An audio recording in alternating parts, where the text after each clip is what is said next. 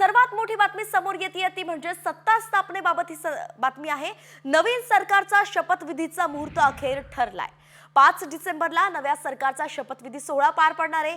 संध्याकाळी 5 वाजता आझाद मैदानात शपथविधी होणार असून पंतप्रधान नरेंद्र मोदी उपस्थित राहणार असल्याची माहिती ही चंद्रशेखर बावनकुळेंनी दिली आहे। अखेर आपण पाहतोय की ज्या प्रश्नाची आणि ज्या निर्णयाची वाट संपूर्ण महाराष्ट्र पाहत होता तो निर्णय अखेर जाहीर झालाय।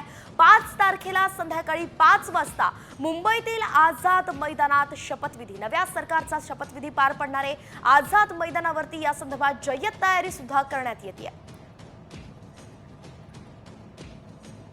महाराष्ट्रातील संपूर्ण जनता, देशामधील जनता महायुती सरकारचा शपथग्रहण समारोह केव्हा होतो याची वाट बघत होते। तो आनंदाचा दिवस आला आहे।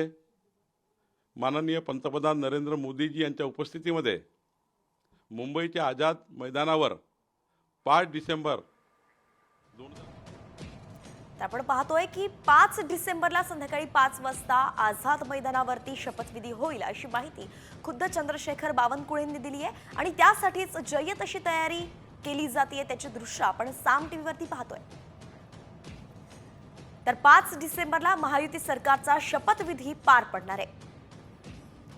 संध्याकाळी 5 वाजता मुंबईतल्या आझाद मैदानावरती हा शपथविधी सोहळा होईल। पंतप्रधान नरेंद्र मोदींच्या उपस्थितीत शपथविधी सोहळा होणार आहे। शिवाय आपल्याला जिल्ह्यात जल्लोष करा, बावनकुळेंनी अशा सूचना सुद्धा दिल्या आहेत। प्रत्येक जिल्ह्यातून महत्त्वाचे पदाधिकारी उपस्थित राहणार असल्याची माहिती आहे।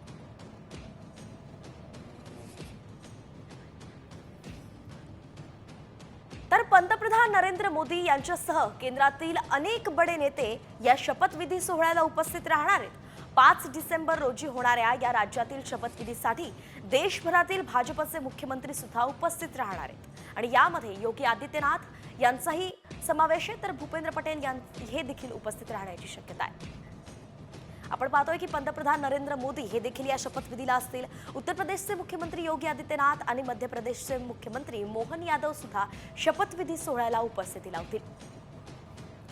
शिवाय गुजरातचे मुख्यमंत्री भूपेंद्र पटेल, राजस्थानचे मुख्यमंत्री भजनलाल शर्मा, हरियाणाचे मुख्यमंत्री नायब सिंग सैनी हे देखील उपस्थित असतील। एकंदरीतच आपण पाहतोय की भाजप शासित प्रदेशातील राज्यातील सगळे मुख्यमंत्री या शपथविधी सोहळ्याला येण्याची शक्यता आहे, कारण की पुन्हा एकदा भाजपचाच मुख्यमंत्री महाराष्ट्राला मिळणार।